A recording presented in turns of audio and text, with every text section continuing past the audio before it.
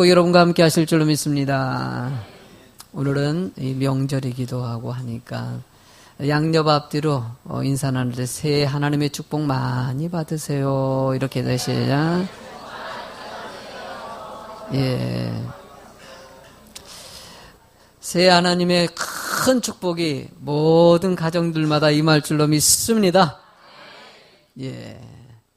아멘 한 대로 됩니다. 예. 설교 제목 읽어볼까요? 자비의 하나님을 닮아가자. 자비의 하나님을 닮아가자. 자비는 하나님의 속성이라고 얘기합니다. 마태복음 5장 7절에 보면은요, 긍휼히 여기는 자는 복이 있나니 저희가 긍휼히 여김을 받을 것이요. 그러니까 용서하는 삶을 살아가는 사람들에게 하나님께서도 용서해 주신다는 것이에요. 용서가 왜 이렇게 중요할까? 여러분들, 하나님께서 세상을 만드시고 우리를 만드셨어요. 우리들의 삶을 만드셨다는 것은 하나님이 우리를 보시기에 보기에 좋아야 된다는 것이에요. 그러니까 우리들이 서로 행복하게 살아가는 것을 주님이 보기를 원하시는 거예요. 우리 인생을 살아갈 때 두 가지 관점을 놓치면 안 돼요. 하나님과 나와의 관계, 그리고 또 성도 간의, 이웃 간의 이 사람들끼리의 관계. 하나님이 이 두 가지가 회복되길 원하시는 것이죠. 에덴에서 이 사람들이 죄를 지어가지고 추방당하지 않았습니까? 뭐가 깨진 거예요? 하나님과 우리의 관계가 깨진 것이에요. 성경은요, 이 관계, 깨져버린 하나님과 우리의 관계를 회복시키기 위해서 써놓은 것이 바로 말씀입니다. 그런 가운데서 인간과끼리, 이 사람끼리의 관계도 끊어져 버리지 않습니까? 그렇게 사랑했던 아담과 하와가 서로 관계가 끊어지고요. 아담의 자녀들 중에서 아벨과 가인이 서로 관계가 끊어지고요. 성도 간의 이런 관계들이 끊어지는 얘기가 수도 없이 등장합니다. 이런 관계들이 회복되길 원하시는 것이 하나님의 계획이고요. 그 이야기가 성경의 이야기라는 것이에요. 그러기 위해서 가장 필요한 것이 무엇이냐? 이 관계 회복과 이 회복을 위해서 필요한 것을 용서하는 마음으로 긍휼의 마음이라고 가르쳐주는 것이에요. 여러분들, 세상은 많은 사람들이 상처를 받습니다. 저는 나이팅게일 아시죠? 나이팅게일 너무나 잘 아시는 나이팅게일이 이 이야기를 읽다 보면은요, 어렸을 때부터 아주 그런 좋은 마음을 가지고 살았던 그런 사람은 또 아니더라고요, 보니까요. 31살 때 나이팅게일이 쓴 일기의 내용을 보면은요, 그 내용에 거기 대부분의 경우는 허무하고 삶의 의욕도 없고 텅 빈 공간 안에 있다. 그리고 나는 죽을 수밖에 없다. 이렇게 자살을 암시하는 글귀가 올라가 있고, 나는 세상의 사람들과 단절되어 있는 외로운 사람이다. 누가 봐도 그의 일기를 보면은요, 너무나도 힘든 상황이라는 것이 느껴져요. 그런데 나이팅게일이 주님을 영적으로 만난 순간부터 이 모든 갈급하고 자살할 수밖에 없는 이런 절박한 상황이 완전히 변화돼가지고요, 그는 그런 상처받은 것을 오히려 다른 사람 치유하는 것으로 변화가 일어납니다. 많은 사람들을 도와야 되겠다. 그래, 이제는 좌절하고 주저앉아 있는 것이 아니라 다른 사람들에게 이런 나같이 상처받은 사람들이 있을 텐데, 나같이 우울한 사람이 있을 텐데 그 사람들을 치료해주는 마음을 가지겠다. 그에게 어떤 나이팅게일이 주님을 만나고 긍휼의 마음이 들어간 것이죠. 긍휼의 마음이 들어가자 그는 다른 사람들을 살펴가지고 어려운 사람, 힘든 사람, 그리고 그 순간에 전쟁이 일어났거든. 크림반도에서 그 전쟁 가운데서 아주 마음을 다해가지고 모든 병사들을 살펴가지고 결국은 나이팅게일이라면은 이 간호사로서의 최고, 이 간호학이라는 이 학문이 만들어지는데 나이팅게일이 귀한 역할을 했다고 합니다. 그만큼 그는 상처가 여러분 하나님의 은혜 가운데 치유되다 보니까 그 용서의 마음이 세상을 변화시키고 많은 사람들에게 힘을 실어준 것 같이, 하나님이 이 순간에도 이 세상은 죄가 들어왔기 때문에 상처가 있어요. 그런 상처들이 여러분들 그대로 골마가게 만드는 것이 아니라 오히려 말씀으로 치유해가지고 긍휼로 열매 맺는다면 놀라운 역사를 만들어낼 수 있다는 거예요. 바로 여러분들이 그 주인공이 될 수 있다는 것을 얘기하고자 하는 거예요. 여러분, 이런 아름다운 긍휼의 삶을 도대체 어떻게 살아야 될까? 오늘 본문의 짧은 시간이지만은 여러분들 깊이 있게 그 말씀을 실천하는 은혜의 시간이 꼭 될 줄로 믿습니다. 오늘 말씀 잘 들으시기 바랍니다. 일단 첫 번째로는요, 제목 읽어보시겠습니까? 하나님은 자비로우신 분이십니다. 하나님은 어떤 분이시라고요? 오늘 본문의 신명기 4장 31절을 읽어보시겠습니까? 내 하나님 여호와는 자비로우신 하나님이시니라. 그가 너를 버리지 아니하시며 너를 멸하지 아니하시며 내 조상들에게 맹세하신 언약을 잊지 아니하시니라. 여러분들 금요기도회 때 사사기서를 얘기하고 있어요. 사사기서 얘기하면요, 이스라엘 백성들이 하나님 앞에서 악을 행하여 라는 말이 등장합니다. 하나님께서 가나안 땅의 축복을 다 줬는데도 불구하고, 은혜를 주었는데도 불구하고 그 은혜를 저버리고 나서 세상을 바라본 것이에요. 이렇게 세상 바라보니까 결국은 어려움에 처하지 않습니까? 이방에게 쫓기고 힘든 상황 되니까 사사를 들어 세워가지고 그들을 다시 말씀으로 깨닫게 하는 이야기가 사사기서의 이야기예요. 근데 사사기서서 끝날 줄 알았더니 열왕기서 넘어가니까 똑같아요. 거기서도요, 왕을 세워가지고 은혜 가운데 살기로 하는데 또 우상 숭배하고 세상 바라봅니다. 여러분, 이런 상황 가운데서 하나님은요, 아이고 이스라엘 백성들 저거 그냥 말도 안 되는 녀석들 속색이는데 그냥 다 그냥 제껴버리고, 죄송합니다. 너무 격한 말을 썼네. 이거 이스라엘 백성들 다 결국 다른 민족을 선택해야 되겠다 이러면 될 텐데, 아니에요. 하나님은요, 선택한 백성들을 불쌍히 여기시고 기다리셔요. 용서해 주시고 또 용서해 줘가지고 하나님 은혜 가운데 살겠습니다. 그러면 또 용서해 주는데 또 우상 숭배, 또 세상 바라봐, 또 물질 바라봐, 또 명예 바라봐. 그런데 또 그렇게 또 힘들게 인생 살면 또 그런 상황에서 어려움에 처하면 또 하나님께 회개하고 잘못했어요. 그럼 또 용서해 주시고. 하나님 입장에서도요, 계속 용서하는 이야기로 가득 차 있는 이 이야기를 보면서 왜 이렇게 어리석을까 생각이 드는데, 여러분들 그렇게 해서 쓰여진 거 그 책이 성경책 아닙니까? 처음부터 어리석어가지고 깨달으라고 얘기하고 그래서 요한계시록까지 쓰여진 것이에요. 하나님은 지금 이 순간에도요, 하나님이 어떤 분이십니까? 자비 하나님이십니다. 그래요, 우린 죄질 수밖에 없다, 연약하다. 겉으로 보기에는 이렇게 은혜스럽고 멋있지만은 여러분들 깊숙이 여러분들 자신을 살펴보십시오. 드러나지만 않아서 그렇지 얼마나 추악하고 부족한 연약한 모습입니까? 하나님의 이런 부분이 하나님 앞에 회개하고 다시 돌아오기를 원하시는 것이에요. 여러분들 자비는요, 헬라어 언어에 보면요, 엘레모네스라고 얘기합니다. 엘레모네스는요, 불쌍히 여기는 마음, 긍휼이라고 얘기하기도 하고요, 남을 대접할 때 부드럽게 친절하게 대접하는 것이다 라고 얘기합니다.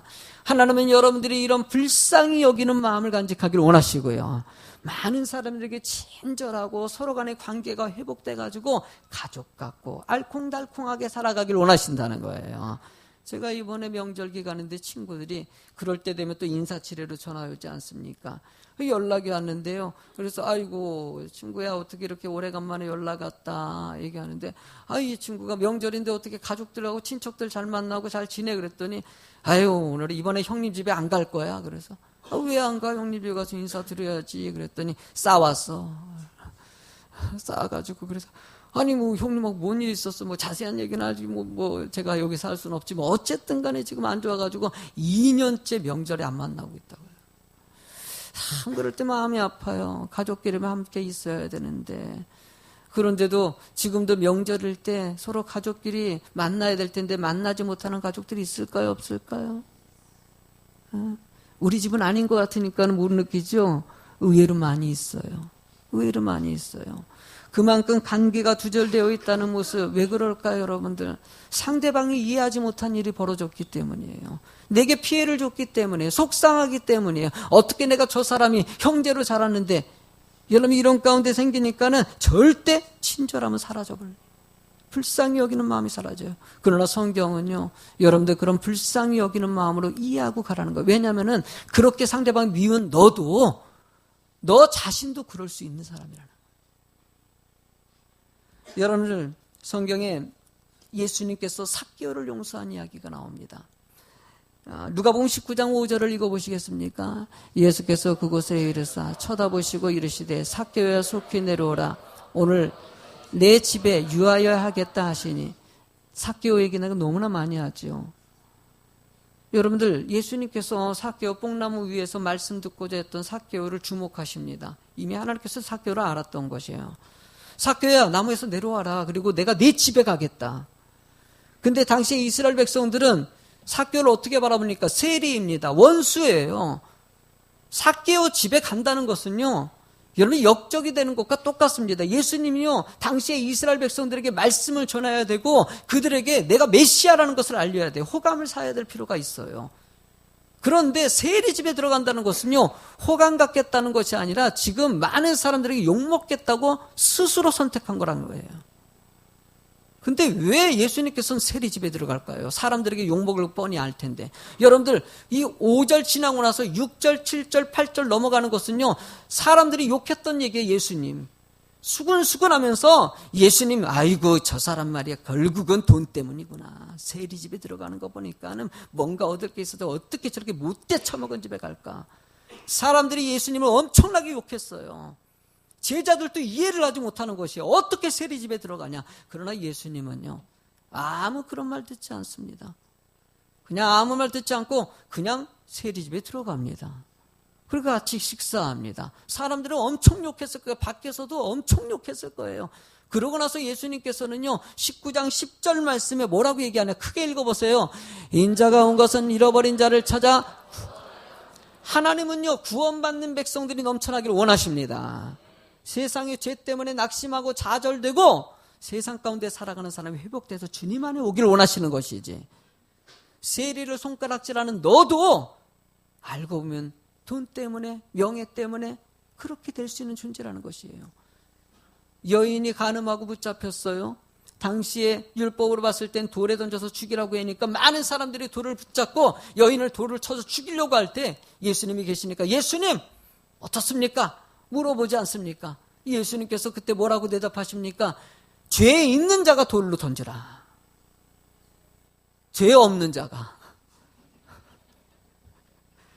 야, 우리 성도 수준이 있어. 죄 없는 사람이 돌 던지라 했더니 아무도 던지지 못하고 다 떠나가 버리지 않습니까? 왜 그럴까요, 여러분들? 막상 던지려고 그랬더니 죄가 있어요, 없어요? 나도 못됐다는 것이에요. 나도 잘못하는 그런 사람이었더라는 것이에요.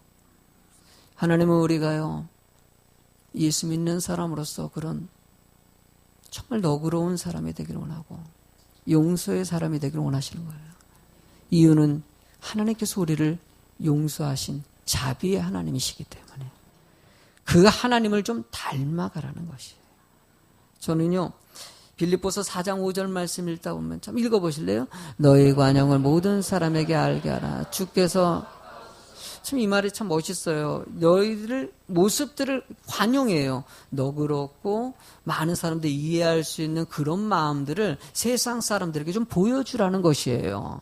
그러니까 너희를 보고 주께서 가까운다는 것은요, 많은 사람들이 주께로 돌아와가지고 구원받은 백성 될 수 있다는 가능성이 거기 있다는 것이에요. 여러분들의 모습이 세상 사람들에게 관용 있는 모습으로 보여지고 있습니까? 정말 너그럽고 정말 모든 것을 이해할 수 있는 마음. 여러분, 찬양 가운데 이런 찬양이 있습니다. 내게 바다 같은 사랑, 내게, 이렇게 할 땐 따라해 주세요. 내게 바다 같은 사랑, 내게 바다 같은 사랑, 내게 바다 같은 사랑 넘치네. 할렐루야. 여기까지만. 여러분들 그래요. 바다같이 넓은 사랑. 여러분, 바다가 왜 넓은 마음을 가지고 갈까? 여러분들, 바다는 썩어요, 안 썩어요? 썩은 바다 봤어요, 안 봤어요? 썩은 바다 없어요, 여러분들. 소금기가 있어가지고요. 강은 조금 적으면요, 오폐물을 하면요, 강도 썩을 수 있어요. 호수도 썩을 수 있어요. 그러나 바다는 안 썩어요, 여러분들. 왜요? 강에서 아무리 오폐물을 갖다가 많이 내보내도요, 그래도요, 막 그 안에서 희석시키고 소금물이 해가지고 너무 넓기 때문에, 그러기 때문에 썩은 물이 들어와도 언젠간 회복을 시켜준다는 거예요. 여러분들이 그런 마음 되기를 원하는 거예요. 세상이 힘들고 말도 안 되고 뺀질뺀질 속상하고 짜증나고 막 그냥 짜증나게 만드는 일 많잖아요. 이것들이 여러분들에게 주변에 얼마나 많이 있습니까? 이런 일들이 벌어져도요, 그러려니 그럴 수 있다는 거예요. 아멘? 넓은 마음으로, 그래, 와가지고 여러분들이 욕했습니까? 막 그냥 말도 안 되는 것으로 여러분들을 모함했습니까? 여러분들이 그렇게 감당할 만하니까 하는 거예요. 때로는 성도들이 와가지고 목사가 좀 만만해 보이긴 해요.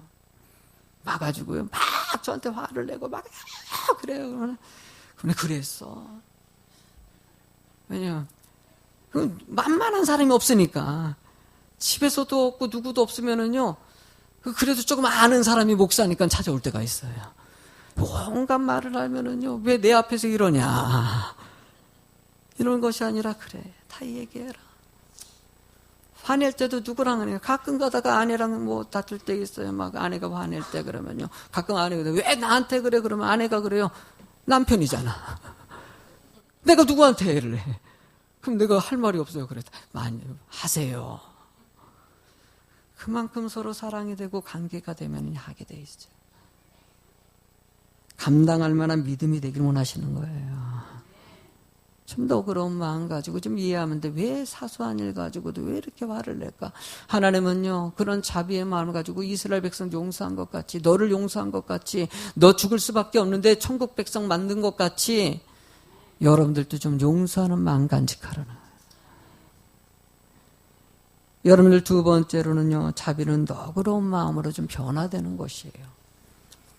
성경은요, 좀 따뜻한 마음이 되길 원하는 얘기로 가득 차여 있어요.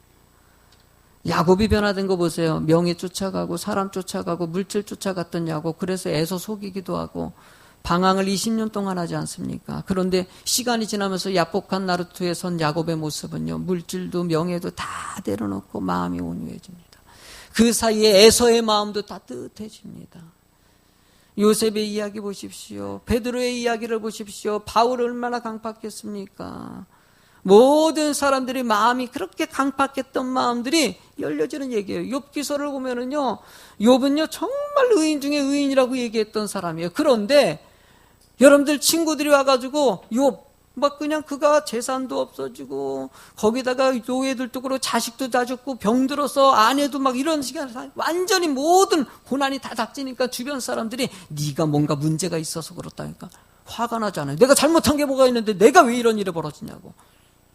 그런 변명하는 얘기가 지금 42장까지 가는 거예요. 욥기서가.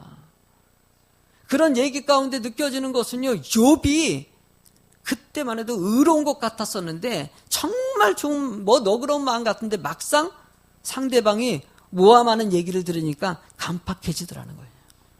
변호하는 얘기로 가득 차더라는 것이에요. 욥기서 41장 가보십시오. 42장 가보십시오. 욥이 그때서야 친구들도 오해하고 모함하는 친구들을 이해하고 받아들이는 마음을 주셔요. 여러분들, 하나님은 늘 그런 얘기가 되길 원하시는 거예요. 바울과 바나바는요, 절대적인 동역자입니다. 다소의 지역에 바울 사도가 갔을 때 바나바가 가가지고 바울 사도야, 같이 이제 하나님의 일을 해야 되지 않겠냐. 데리고 와가지고 같이 사역을 진행할 때 서로 엄청나게 막 그냥 영적으로 맞아가지고요, 1차 전도여행을 떠나지 않습니까? 그래서 전도하려고 딱 하는데 마가라는 사람이 와가지고요, 저도요 같이 전도여행 가고 싶다고 했더니 바울 사도가 딱 보고요, 그래 같이 가자. 그래서 마가가 같이 1차 전도여행에 바울과 바나바랑 같이 출발해서 갑니다. 막상 전도하러 딱 갔는데 힘든 거예요. 막 돌을 던져서 죽이려고 하질 않냐, 잡아가지고 막 그냥 채찍을 때리려고 하냐, 막 밤새도록 걸어 다녀야 되지, 전도한다고 다 받아들이는 것이 아니라 핍박이지, 힘들지, 너무나 좋게 생각하고 전도에 열정 가지고 갔는데 힘들더라는 것이에요. 여러분들, 전도가 중요해요, 안 중요해요? 전도해야 돼요, 안 해야 돼요? 할 줄로 믿습니다. 아멘? 전도는 사명이에요. 여러분들 아멘 다 하신 것 같이 올 봄에 태신자 운동이 이제 들어갑니다. 아멘? 한 명씩 작정하시고 전도하세요. 아멘? 이거 하셔야 되는 거예요. 당연히 전도에 대해서 아멘 안 할 사람 없어요. 근데 막상 아멘 했는데도 안 하는 사람 있을까 없을까요? 막상 하려니까 어려워. 직장 다녀야 되지. 전도 한 번도 안 해봤는데. 목사님 늘 태신자 작정하라고 그러고. 왜 이걸 갖다 계속 반복하냐. 여러분들 전도는 명령이에요. 사명이기 때문에. 여러분들은 지금 마음이 아직 안 열려서 못하는 것이지. 마가는 열려진 사람이에요. 하려는 마음을 갖고 있었어요. 막상 갔는데 힘드니까 도중에 마가가 못하겠다고 바울사도에게 상담을 걸어옵니다. 바울사도님 못하겠다고. 바나바에게도 못하겠다고 얘기해요. 분위기로 봤을 땐 바나바는 아유 너 힘드냐 그만해라 그랬을 것 같아요. 근데 바울사도는 못하겠다 그러니까는 그래도 해야지. 왜 안 하냐고. 그랬는데 마가는 너무 힘들었던 것 같아요. 도저히 못해. 그리고 도망쳐 버렸어요. 바울이 화가 났을까 안 났을까? 엄청 알았어. 세상에 한다고 해놓고서 도망가 버려. 1차 전도여행을 다 마쳤어요. 2차 전도여행을 떠나려고 딱 했더니 마가가 그 사이에 하나님께 회개하고 도망쳤잖아요. 회개하고 다시 2차 전도여행에 같이 가자고 했어요. 근데 바울 사도가 받아들여요? 안 받아들여요? 안 받아들여요. 여러분들 사도행전 15장 37절 읽어보실래요? 시작. 바나바는 마가라는 요한을 자 같이 좀 데리고 가자. 마가가 회개하고 돌아왔다. 열심히 전도하겠다고 한다. 바나바는 이미 마음을 품었어요. 넓은 마음을 가지고 품었는데 여러분 38절 읽어보실래요? 뭐라 시작. 바울은 밤빌리아에서 자기를 떠나 함께 일하러 가지 아니한 자를 데리고 가는 것이 옳지 않다 하여 39절 서로 심히 다투어 피차 갈라서니 바나바는 마가를 데리고 배 타고 구브로로. 세상에 바울과 바나바 같이 단짝 친구가 마가 때문에 싸워가지고 갈라집니다. 원인이 누구예요? 마가일까요? 마가는 그럴 수 있어요. 하다가 지칠 수 있지 않습니까? 여러분들도 마음 먹었는데 못할 수 있어요 없어요? 있어요. 여러분들 다 그럴 수 있어요. 저도 목회하다가 저도 지칠 때가 있으면 좀 쉬고 싶고 그럴 때 있어요. 힘들 때 있어요. 근데 지금 누구의 마음이 문제예요? 바울이지요.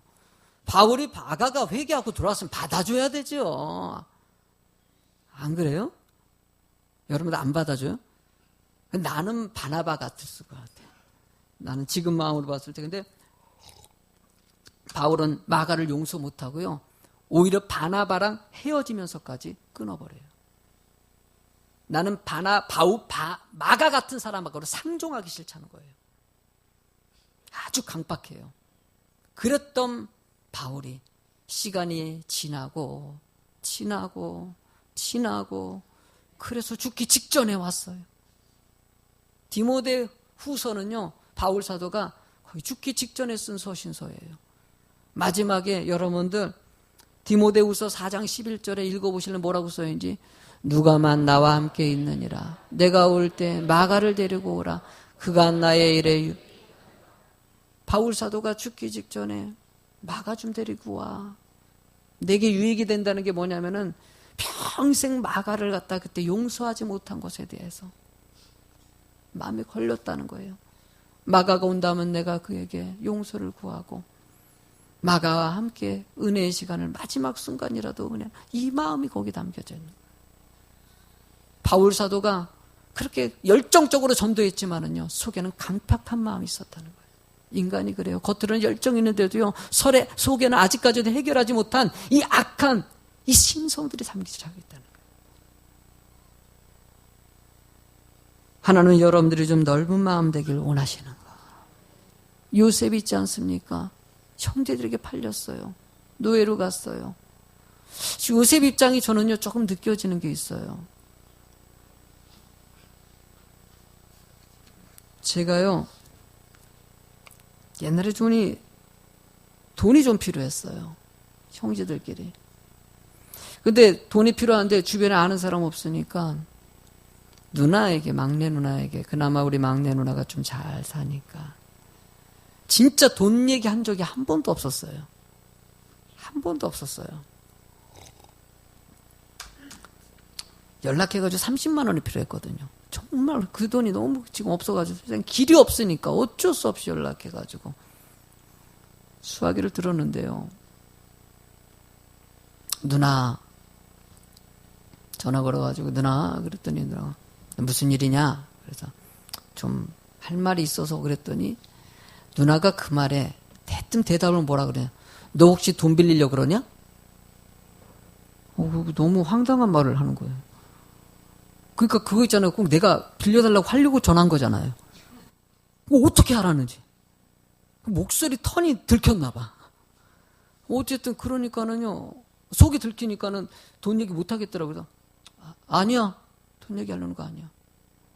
아니, 뭐 돈 얘기하려면 말하지 마. 나 없어. 못 도와줘. 그러는 거예요. 근데 그 말이 너무 속상한 거예요. 때로는 화가 나기도 하고 말도 꺼내지 않았는데 돈 얘기하지 말라 그러니까. 끊고 나서 너무 화가 났어요. 정말 화가 나가지고요. 누나가 너무 밉더라고요. 그렇게 가족 같은 누나가 돈도 없는 것도 아니고 충분히 30만 원인데 빌려달라는 건데 그 빌려달라는 말도 안 했잖아요. 얘기했기라도 하면 되고 이해라도 하지. 그러고 나서요. 끊었어요. 깔끔하게. 제가 좀 깔끔해요. 정리해버렸어요. 1년 동안 연락 안 하고요.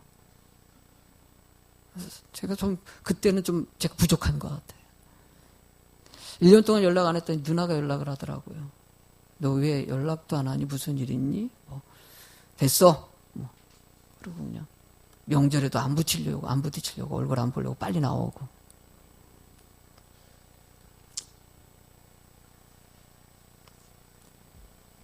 그때 참 서글프더라고요. 30만 원인데도 그냥 너무 막 속상해서 며칠 동안 잠이 안 오더라고요. 1년 정도 있다가 누나가 얘기를 하자 그러더라고요. 근데 알고 보니까 참 시간이 어떻게 되려는데 우리 형님이 제가 전화 걸기 1시간 전에 누나한테 전화 걸어가지고 돈 빌려달라 그랬나 봐. 하필이면 내가 연락하기 1시간 전에. 그리고 형님이 이전에 그거 돈 빌려달라고 전에 돈을 또 빌렸었나 봐요. 근데 그 돈을 안 갖고 또 빌려달라 가지고 누나가 엄청 짜증이 나가지고. 그래서 누나는 이제 뭐 형한테는 안 빌려준다고 얘기했다 봐요. 이제 더 이상 빌려줄 돈도 없고 뭐 그런데 내가 바로 연락을 해버리니까 혹시나 형하고 어떻게 해가지고 연락 온 줄 알고. 그래서 그렇게 했대요.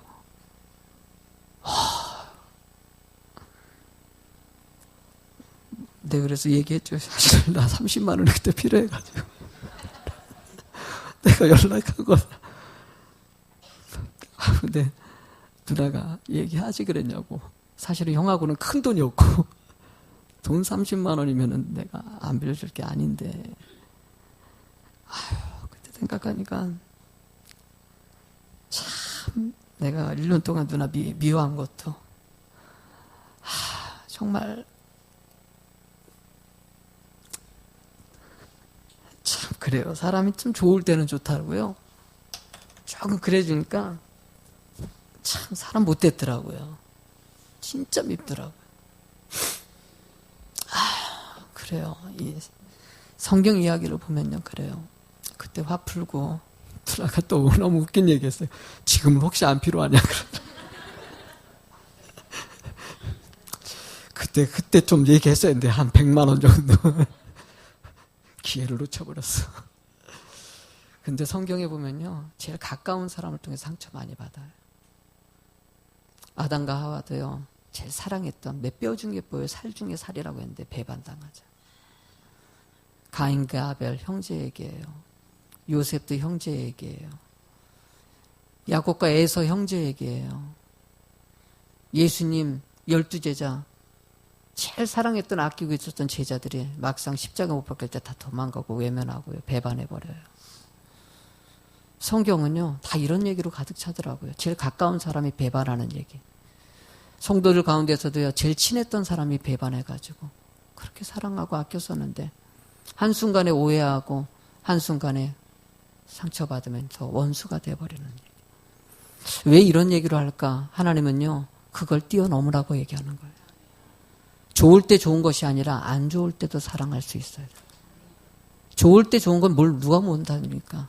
잘해주는데 다 잘해주죠. 진짜 못하고 내 마음에 안 들었을 때 그걸 사랑할 수 있는 마음. 요셉은요, 창세기 45장 5절 한번 읽어보실래요? 그게 뭐라고 써있는지. 당신들이 나를 이곳에 팔았다고 해서 근심하지 마소서. 한탄하지 마소서. 하나님이 생명을 구원하시려고 나를 당신들보다 먼저. 요셉은요, 정말 형제들에게 배반당했어요. 내가 울었던 거랑 비교하지 못할 정도로 가슴이 찢어졌을 거예요. 그렇게 형제들에게 팔린다는 것은 진짜 비참한 일이거든요. 그런데 나중에 총리가 되지 않습니까? 그런데 그는 뭐라고 얘기합니까? 형제들에게 너무 근심하지 말라고. 다 하나님의 뜻이었다고. 하나님의 계획이었다고. 요셉의 이 용서하는 마음이 야곱의 아들들 12지파가 세워지는 순간이었어요. 그리고 이스라엘의 기반이 세워질 수 있는 출발점이 됐습니다. 하나님의 이 용서의 마음이 나라를 세우는 것 같이 여러분들의 그 용서의 마음, 긍휼의 마음이 가정을 살리고 이 나라와 민족도 살린다는 것이, 그런 믿음이 되시길 간절히 소망해요. 세 번째로 제목을 읽어보시겠습니다. 자비를 베풀어. 여러분들 자비를 베푸시기 바랍니다. 저는 망고라는 강아지를 키워요. 집에 들어가면 유일하게 나를 반기는 강아지가 있어요. 그게 망고예요. 엄청 펄쩍펄쩍 뛰고요. 내가 집에서 제일 괴롭히기 때문에 아주 반겨주는 건 아닌데 그래도 저를 반겨줘요. 씩 보고. 걔 보면 참 그래요. 참 피조물인데도 불구하고 우리를 돕기 위해서 만든 게 피조물일 뿐이에요. 그런데도 성경은요, 이런 동물들을 잘 자비롭게 보기를 원하는 성경의 말씀들이 있어요. 구피를 키워요. 저는요. 구피를 키우는데 구피가 다 죽고 지금은 정말 잘 키워가지고요. 지금 구피가 또 많아졌어요. 지금 한 150마리 정도. 혹시 구피 필요하시면 얘기하세요. 한 5가정은 나눌 수가 있거든요. 팔복 8마리 드릴게요. 8마리씩 드릴 수 있으니까 꼭 구피 필요하면 저한테 가져가신 분이 한 15가정 되거든요. 또 죽으셨으면은요, 가져가세요. 팔복을 드릴 테니까. 여러분들, 근데 구피를 왜 잘 보살펴야 되냐? 성경은요, 자비의 마음이 있기를 원하는 것이 동물에게도 향하고 있어요. 여러분들 신명기서 22장 1절을 읽어보시겠습니까? 내 형제의 소나 양이 길을 잃은 것을 보거든 못 본 채 하지 말고 너는 반드시 그것들을 끌어다가 내 형제에게. 신명기서 22장을 쭉 읽다 보면요, 이렇게 동물들이 길을 잃었으면은 주인에게 찾아가서 자기 이렇게 보살펴줘라 라고 얘기하고 있고, 어미새가 새끼를 품고 있으면은요, 어미새랑 새끼를 같이 잡지 말아라 이렇게 얘기하고 있고요. 늘 좀 불쌍히 여기는 마음 있지 않습니까? 지금 잔인하지 말라는 것이에요. 여러분들 그런 좀 따뜻한 마음을 가지고 좀 살아가라는 것이죠. 왜 동물을 향해서도 그럴까? 하나님의 속성이 자비이기 때문이에요. 하나님의 속성이. 여러분 마태복음 6장 15절을 읽어보시겠습니까? 너희가 사람의 잘못을 용서하지 아니하면 너희 아버지께서도 너희 잘못을. 여러분 우리는 상대방 잘못된 거 보면은요, 정죄합니다. 그런데 정죄할 때 여러분들 조심해야 될 것은 여러분들도 정죄받을 수 있다는 것을 얘기해요. 심리학을 저는 공부했어요. 심리학 공부하면 참 묘한 게 있어요. 거짓말을 갖다가 지적하는 사람들 있지 않습니까? 그런 사람들은 거짓말하는 사람들이라고 합니다. 도둑질하는 사람들은 도둑질한 것을 지적한다고 합니다. 간음하는 사람들은요, 간음하는 사람들을 지적한다고 합니다. 여러분들 뭔가 자신들에게 자신의 죄를 감추기 위해서 상대방의 죄를 드러낸다라고 표현합니다. 여러분들 그만큼 인간은요, 정죄하고 있지만 알고 보면 본인도 죄인이라는 것을 얘기하는 거예요. 여러분들 그 죄 앞에서 여러분 떳떳할 사람이 누가 있겠습니까? 겉으로는 이렇게 온화한 척 보이고요, 은혜스러운 척 보이지만요, 뒤에서는요 온갖 난잡하고 추악한 우리들의 모습이 얼마나 많이 있습니까? 여러분 그것은요 예외가 없습니다. 다 똑같아요. 다 똑같아요. 나는 아니지 이런 생각 갖지 마세요. 솔직히 가슴에 손을 얹고 조용히 생각해 보십시오. 못됐어요? 안 못됐어요? 아니에요? 나는 진짜 착하게 살았어요? 아니에요, 여러분들. 여러분들도 그런 연약한 요습들이 있다는 것이에요. 속이는 사람이 되고 사기친다 그래. 사기치는 사람 욕할 필요 없어요. 여러분들도 사기치고 거짓말하고요. 음란한 일을 여러분들 곧 들으면 참 거룩한 척하지만 몰래 음란한 것 바라보시고 음란한 것에 매여 사는 사람들이 얼마나 많은지 몰라요. 텔레비전, 휴대폰에도 담아놓고 가면서도 살아가는 사람들이고. 여러분들 왜 그럴까요? 하나님은요, 여러분들이 그런 것들에 대해서 지적할 것이 아니라 여러분들이 회개하는 자가 되기를 원하시는 거예요. 내가 회개하기를 원하시는 거예요. 다른 사람이 아니라 내가. 따라합시다. 내가요. 다른 사람. 성경에는요, 정죄하지 말라고, 판단하지 말라고 수없이 써 있어요. 왜 그럴까요? 너나 잘하라는 거예요. 너나 잘하라는 거예요. 너나 똑바로 좀 하라는 것이에요. 에베소서 4장 32절 읽어보세요. 시작. 서로 친절하게 하며 불쌍히 여기며 서로 용서하기를 하나님이 그리스도 안에. 아멘. 그래요. 내 가까운 사람이 나를 상처 줄 수 있어요. 힘들게 만들고 짜증나게 할 수 있어요. 용서하세요. 여러분들도 그런 적이 있었을 수 있고 앞으로도 그럴 수 있기 때문이에요. 그래서 성경은 늘 하나가 되길 원하십니다. 한 마음이 되길 원하십니다. 사도행전 2장 44절을 읽어보시겠습니까? 믿는 사람이 다 함께 있어 모든 물건을 서로 통용하고 저 재산과 소유를 팔아. 왜 내 가지고 있는 것을 나눠줬을까요? 하나님은요, 진정한 용서는요, 줄 때 나타나기 때문이에요. 베풀 때 나타나기 때문이에요. 여러분들 물질만 주고 이렇게 물질이라든지 이런 것만 주는 것이 자비가 아니라 마음을 줄 수 있는 거. 여러분들 나이팅게일 얘기하지 않았습니까? 나이팅게일은요, 물질, 돈으로 하는 것이 아니라 그 당시에 영국의 빅토리아 여왕은 나이팅게일을 통해서 눈물로 자비를 베푼 사람이다. 정말 상대방을 감싸주고 그 사람을 위로했던 사람이다라고 얘기하고 있어요. 누가복음 6장 38절 읽어보실래요? 주라 그리하면 너에게 줄 것이니 곧 후이되어 누르고 흔들어 넘치도록 하여 너에게. 하나님은요, 여러분들 어려운 사람 살피고요, 그런 자비의 마음을 가지고 베푸는 자가 되길 원하시는 거예요. 이번 명절에도 우리 지역에 있는 어려움에 소외받은 분들을 우리 교회에서 좀 섬겼습니다.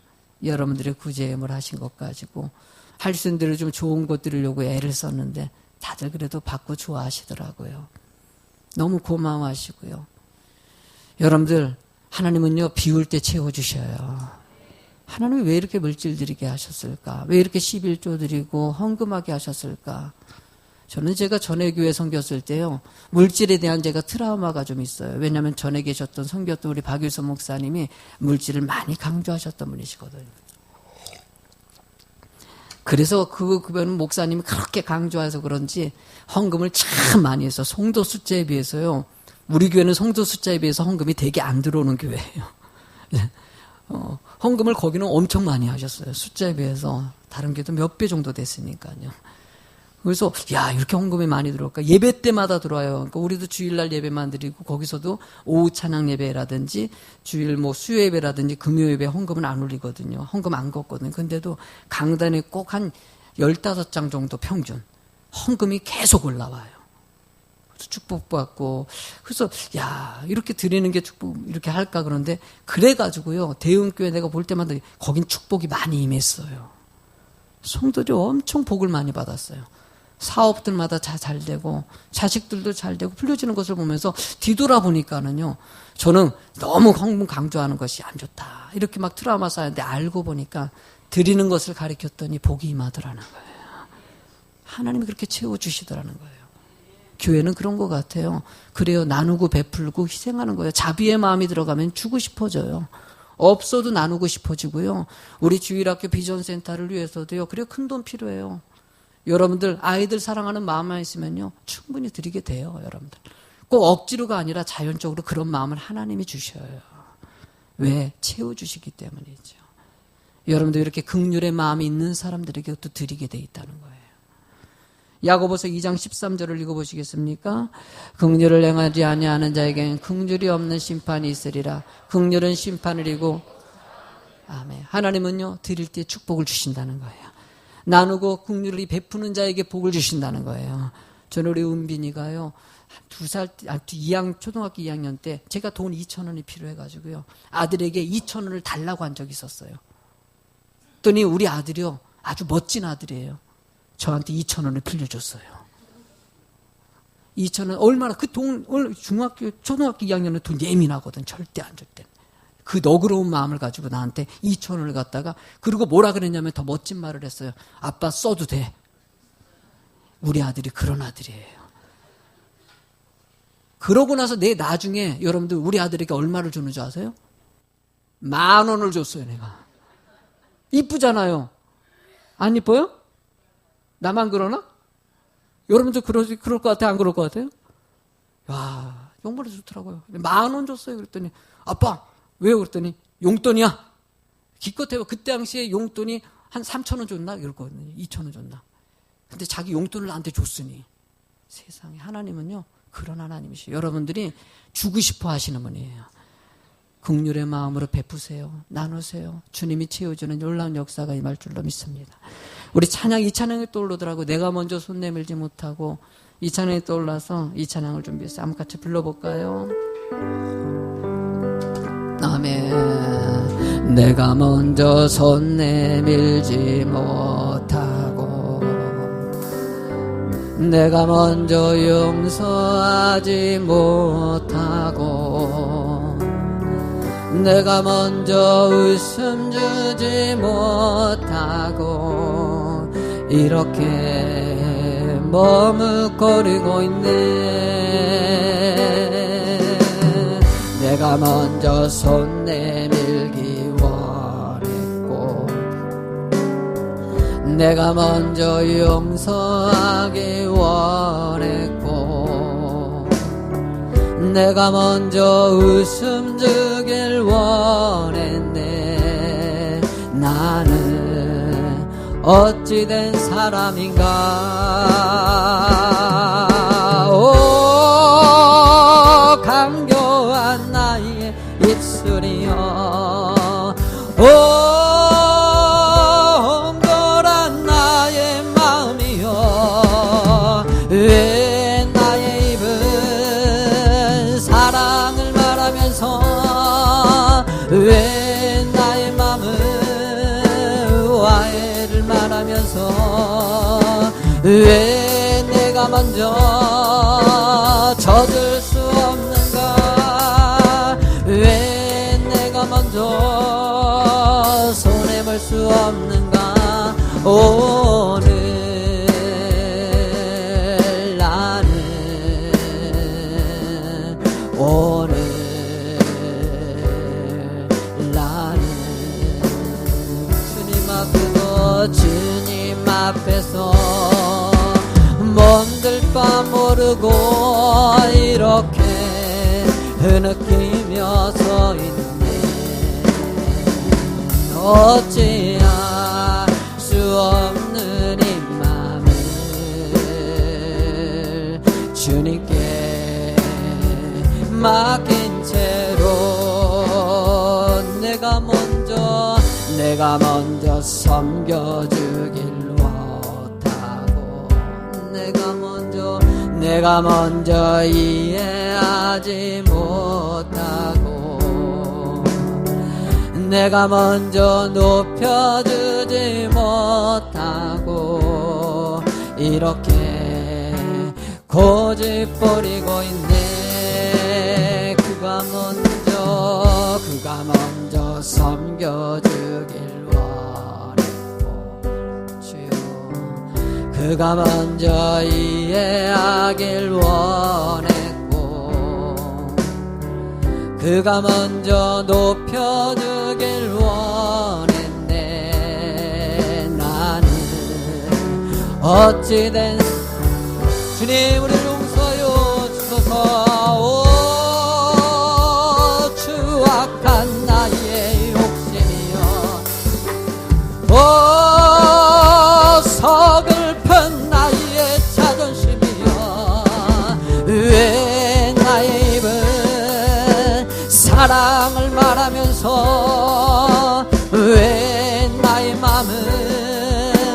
화해를 말하면서 왜 내가 먼저 져줄 수 없는가?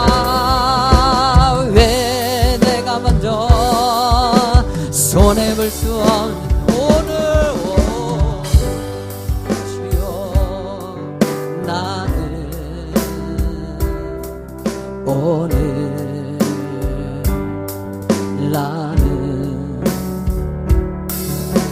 주님 앞에서 몸둘 바 모르고 이렇게 느끼며 서 있네. 어찌